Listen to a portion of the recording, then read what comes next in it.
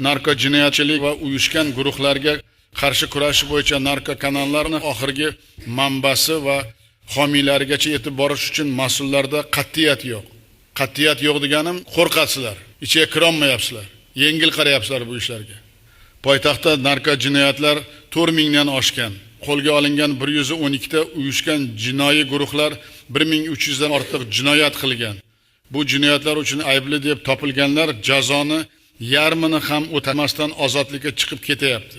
Oqibatda bu jinoyatni takrordan qilganlar 3 yilda 125% ga ko'paygan.